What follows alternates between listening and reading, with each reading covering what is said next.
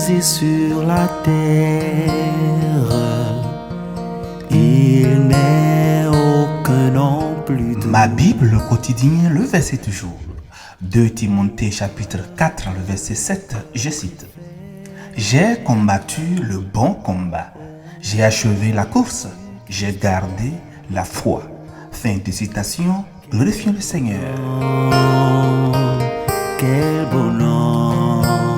Le verset du jour nous exhorte à mener une vie qui reflète la fidélité et la persévérance, en gardant toujours les yeux fixés sur Jésus, l'auteur et consommateur de notre foi.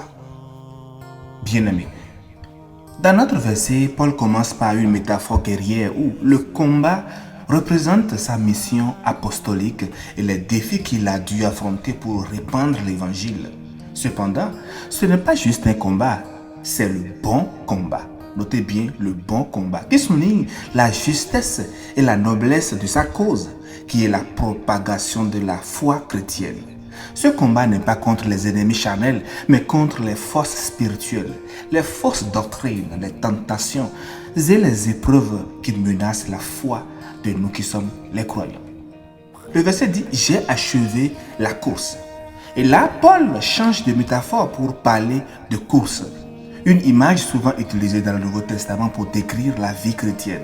Par exemple, dans 1 Corinthiens 9, les versets 24-27 et également dans Hébreux 12, le verset 1.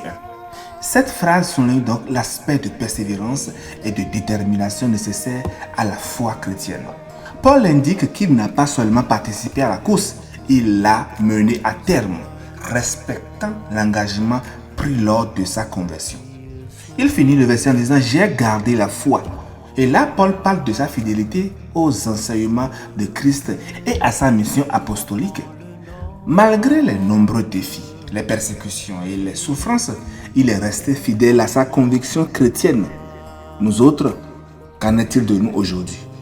Garder la foi signifie qu'il a maintenu intactes ses croyances, ses valeurs et son espérance en Christ, sans compromis ni abandon face à l'adversité. Bien-aimés, nous voyons que la paix est remplie de combats et peut-être aucun n'a été plus acharné que celui qui a été mené au sein même de l'Assemblée.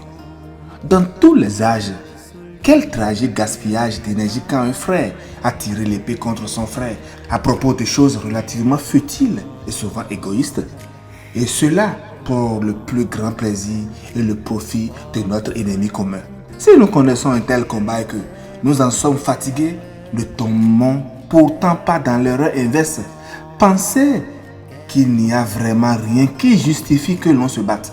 Le bon combat existe et l'apôtre Paul l'a mené dans la mesure où ses intentions étaient dénuées de tout principe égoïste.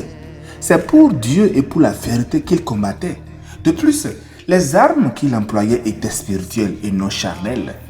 La foi chrétienne, l'ensemble des vérités du christianisme, est la grande cible des attaques de l'adversaire. S'il nous attaque, c'est pour chercher à détruire la foi. En tout cas, en clair, bien-aimés, nous sommes invités au travers des versets du jour à l'auto-évaluation. Est-ce que nous combattons vraiment le bon combat? Avançons-nous avec persévérance dans la course qui nous est tracée? Gardons-nous fermement la foi malgré les difficultés?